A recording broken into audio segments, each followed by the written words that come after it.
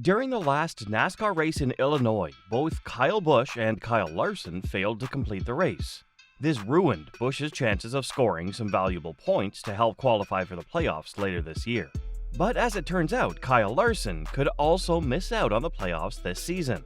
So far, Larson has won 2 races this season. Although this is necessary to qualify for the playoffs, there is one other criterion that Larson has missed. In order to qualify for the playoffs, the driver must start all races during the regular season. Larson failed to start the Coke 600 race in Charlotte, as he was also competing in the Indy 500 on the same day. Before the race in Illinois, the drivers and teams were headed to Charlotte for the Coke 600. While it was another straightforward weekend for most of the drivers, it was anything but that for Kyle Larson. During that weekend, Larson attempted to complete the double. This is when a driver competes in both the Indy 500 and the Coke 600 on the same day. Given that the Indy 500 starts earlier in the day while the Coke 600 starts later in the evening, this accomplishment has been made possible. While there have been multiple drivers who have completed the double, only one driver has been able to do so while completing the entire 1,100 miles in both races. While Larson attempted to do so this year, his chances were ruined due to bad weather. But your chances of getting the latest news on NASCAR is not ruined. Just hit that subscribe button and lay back. We'll do the rest. Starting at the Indy 500, the race was delayed by 4 hours due to heavy rain. But Larson had already committed himself to compete in the race in Indianapolis and had accepted the fact that he would miss the start of the Coke 600. However, Larson was hoping to get in the car in the middle of the race so he could add his name to the list of drivers who have completed the double. Unfortunately, the same storm that delayed the race in Indianapolis stopped the race in Charlotte, and Larson could not even get a lap in. But even if Larson had been able to race for the final laps of the Coke 600, it would not help his playoff chances. According to the rules, the driver has to start all the races in the regular season to qualify for the playoffs. But all hope is not yet lost for the driver of the number 5 car. Larson's team, Hendrick Motorsports, can and has applied for a waiver with NASCAR for missing the Coke 600. Waivers have been submitted and approved in the past when drivers have not been able to compete due to injuries or illness. In fact, a waiver has only been declined once in NASCAR history. Back in 2021, Grant Enfinger missed a race due to a lack of funding. Apart from this, NASCAR has approved every waiver.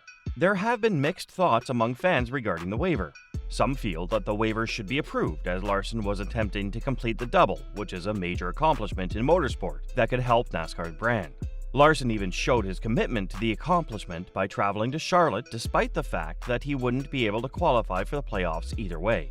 Other fans feel that Larson's waiver should not be approved as it would set a bad precedent and would encourage more drivers to take part in other racing series outside NASCAR.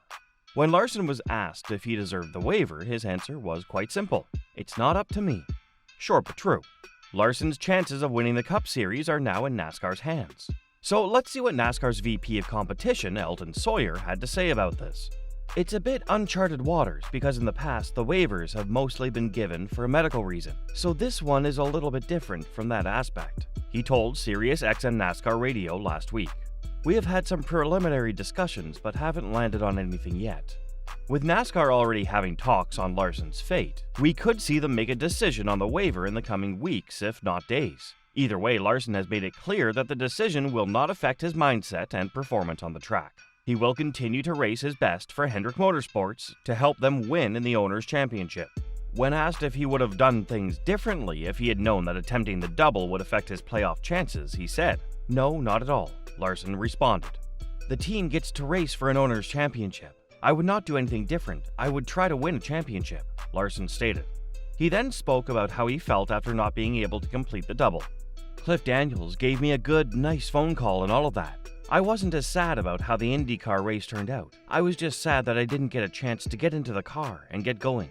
I felt like I was, in my heart and my mind, I felt like I was letting these guys down because I didn't get to talk to them before the race," Larson explained. He continued, "I thought if I was in their shoes, I don't know what they were thinking. I didn't want them thinking I chose something else over them. But after talking to Cliff, everybody was in great spirits and all of that, and proud that I was in the Indy representing them. It all made me feel better, but I just didn't really know, so I felt depressed for a night or two. I mean, I would like to do it again just because I can't imagine the weather could get any worse, or could screw up the plans any worse," Larson quipped. I think if I was to do it again, it would go smoother. Cliff Daniels is Larson's crew chief in the number 5 team. Larson will continue to perform at his best for the team despite NASCAR's decision regarding his waiver. So going to the Illinois 300, Larson wanted to get a good result for the team. However, his chances took a hit when he had a crash with Kyle Busch. During the second stage, Larson was attempting to overtake Busch down the inside.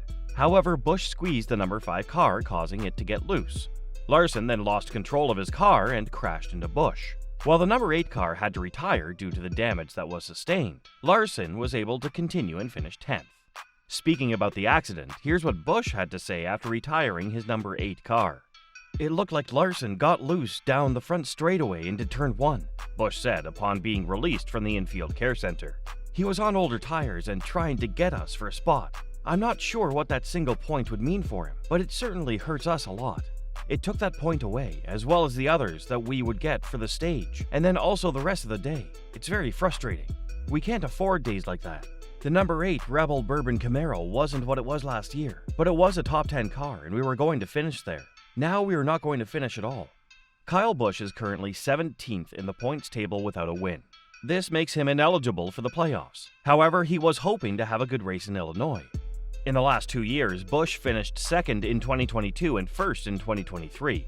After a poor start to the season, Busch was hoping to get a good performance on a track that has been good for him in the recent past.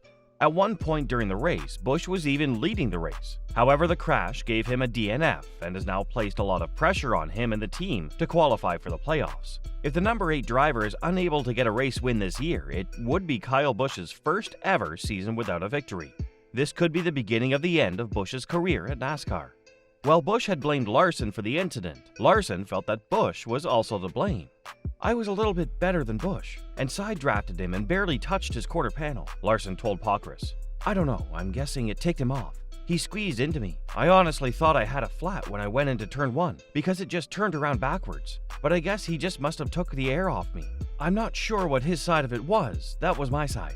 I think every point is important for everybody in the field, even guys at the forefront of the field like myself. We're trying to win the regular season championship. Those 15 bonus playoff points go a long way, so yeah, every spot was important. I thought if I could just hang with him down the front stretch, we could race through turns 1 and 2 and maybe hang with him again down the back stretch and maybe clear his through turns 3 and 4, because if I could hit my marks there, I was a little bit better than him. Just hard racing. I've got nothing bad to say about Kyle. We've always raced extremely well together. Nothing changes on my end." After the Illinois 300, Larson has dropped from 1st to 2nd place in the points table. This means that he won't get the bonus 15 points unless he gets back ahead of Denny Hamlin in the standings before the end of the regular season. However, it won't mean a thing if NASCAR doesn't approve the waiver to make him eligible for the playoffs. Given that Larson is NASCAR's new poster boy, they will most likely approve the waiver. But nothing is for sure until that final decision comes. So let's wait and see what decision NASCAR makes in the coming weeks. Do you think NASCAR should approve the waiver to allow Kyle Larson to compete in the playoffs this year? Post your thoughts in the comment section below.